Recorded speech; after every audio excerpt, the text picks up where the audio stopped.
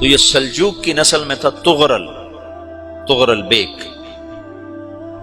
446 میں آ کر شیعوں کی حکومت کو ختم کیا تغرل بیگ سلجوقی نے۔ سلجوق مسلمان ہوئے تھے محمود غزنوی کے دور میں، سلجوق ان کے بڑے کا نام تھا۔ تو ایک دفعہ محمود غزنوی نے سلجوق سے پوچھا اگر مجھے تیری مدد کی ضرورت ہو تو کتنے آدمی پیش کر سکتے ہو؟ تو اس نے ایک تیر دیا، کہا یہ ایک تیر ہے میرا، کسی کو یہ تیر بھیج کر میرے علاقے میں بھیج دو تو چند گھنٹوں میں 1,00,000 تلواریں تیرا پہرا دینے کے لیے تیار ہوں، میرے پاس اتنی طاقت ہے۔ تو یہ سلجوق کی نسل میں تھا تغرل بیگ۔ اللہ تعالیٰ نے جب عرب زوال کا شکار ہو گئے اور ضعف کا شکار ہو گئے، جیسے بڑھاپے کا کوئی علاج نہیں، جب قوموں پہ زوال آتا ہے تو اس کا بھی کوئی علاج نہیں، پھر اور قوم کو جگہ ملتی ہے۔ جیسے بڑھاپا ایک فرد پہ آتا ہے، ایسے بڑھاپا قوم پہ آتا ہے۔ قوم کا بڑھاپا جوانی میں نہیں لوٹ سکتا، جیسے فرد کا بڑھاپا جوانی کی طرف نہیں لوٹ سکتا، قوم کا بڑھاپا جوانی کی طرف نہیں لوٹ سکتا، کوئی علاج نہیں، نئی نسل کا آنا ہی علاج ہے۔ تو عرب دھل چکے تھے، 600 سال بہت ہوتے ہیں حکومت کو، اپنی صفات گم کر چکے تھے، اب نئے خون کی ضرورت تھی۔ تغرل بیگ پہلا شخص تھا جس نے آ کر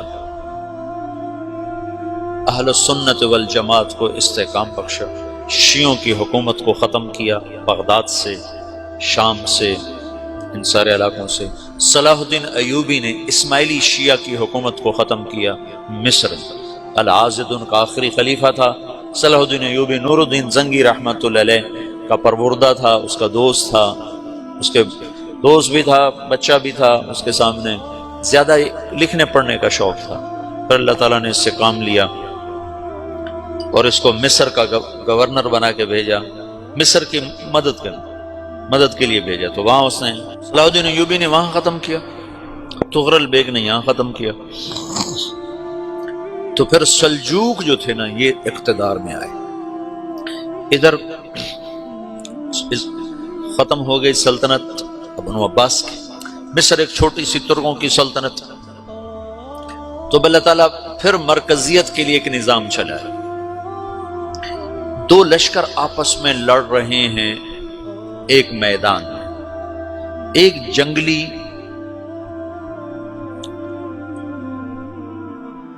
بدوؤں کا قافلہ، جنگل کے لوگ اپنے قبیلے کو لے کر، ایک جنگلی قبیلہ اپنے سردار کے ساتھ نقل مکانی کر رہا ہے ایک جگہ سے دوسری جگہ۔ اللہ کا نظام کہ یہ لوگ چلتے چلتے چلتے اس وادی میں پہنچ گئے جہاں جنگ ہو رہی ہے، دو لشکر آپس میں لڑ رہے ہیں۔ جب یہ وہاں پہنچتے ہیں تو ایک لشکر کے قدم اکھڑ رہے ہیں اور دوسرا غالب آ رہا ہے۔ ان کو نہیں پتا شکست کھانے والے کون ہیں اور فتح پانے والے کون ہیں، ان کو نہیں پتا۔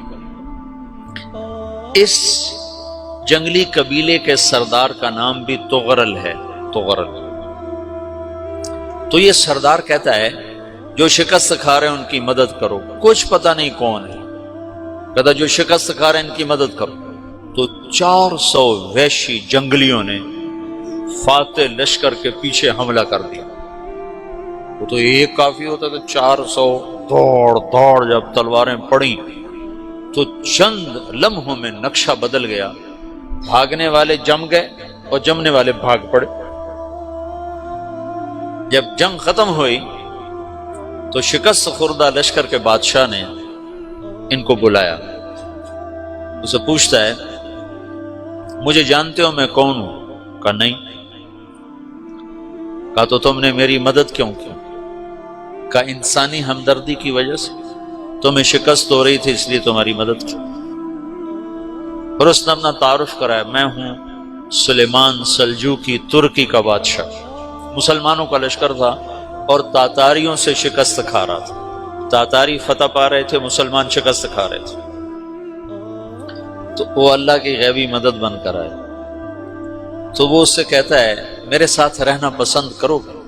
تم نے میرے اوپر احسان کیا ہے، میں اس کا بدلہ دینا چاہتا ہوں، میرے ساتھ رہنا پسند کرو گے؟ کہنے کا کر لوں گا۔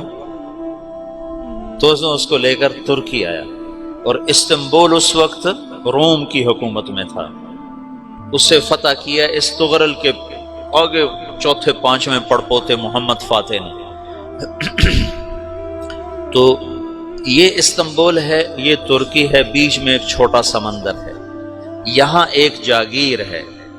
تو سلطان سلیمان کہتا ہے یہ جاگیر تجھے وقف ہے، ادھر سے رومی مجھے تنگ کرتے ہیں حملے کر کر کے، تو میرا دفاع کرتے رہنا، یہ جاگیر تیری۔ اس جاگیر پہ اس نے اپنے قافلے کو آباد کر دیا، اپنے قبیلے کو، اور ایک چھوٹی سی حکومت بنا لی، جو ایک صوبہ سمجھو سلمان سلجوقی کا، وہ ایک چھوٹا سا صوبہ ہے۔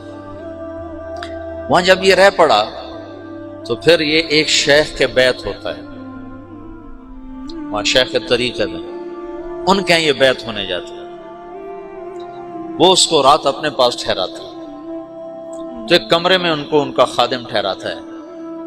یہ جب کمرے میں جاتا ہے تو سامنے دیوار میں تاکچے پر قرآن پڑا ہوا ہے، تو یہ تغرل بیگ کہتا ہے یہ کیا ہے، یہ کیا ہے؟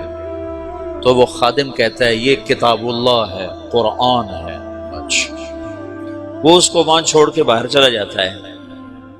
وہ دیہاتی آدمی، جنگل کا رہنے والا، پہلی دفعہ زندگی میں قرآن دیکھا، وہ کہتا ہے یہ قرآن ہے، اللہ کی کتاب ہے، میں اللہ کی کتاب کے سامنے سو جاؤں، کتنی بے ادبی ہے۔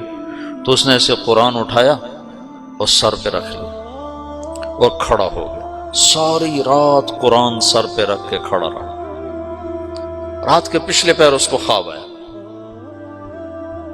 کھڑے کھڑے اس نے دیکھا کہ اس کی پشت سے ایک چاند نکلا اور شیخ کی بیٹی کے سینے میں جا کے اتر گیا۔ پھر اس لڑکی کے سینے سے ایک درخت نکلا جو پھیلتے پھیلتے پھیلتے 3 بر اعظم پہ چھا گیا، افریقہ پر، یورپ پر، ایشیا پر۔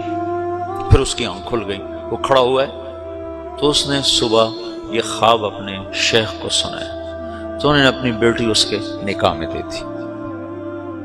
اس بیٹی سے ایک بچہ پیدا ہوا، تغرل بیگ نے اس کا نام رکھا عثمان، عثمانی ترک نام سنا ہوا، جو میں نے کل بتایا تھا کہ 1924 میں وہ خلافت ختم ہوئی۔ تو ایک بیٹا پیدا ہوا عثمان۔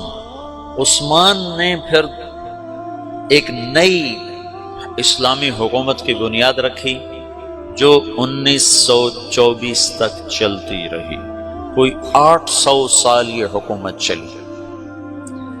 تو حکومت کا شیرازہ بکھرا، لیکن پھر جڑ جاتا تھا، اور وہ قرن اول والا جوڑ کبھی نہ پیدا ہوا، ٹکڑے بن گئے۔ ان ٹکڑوں میں اللہ لوگ پیدا کرتا رہا جو دعوت دیتے رہے۔ مزید اسلامک ویڈیو دیکھنے کے لیے ہمارے چینل کو سبسکرائب کریں۔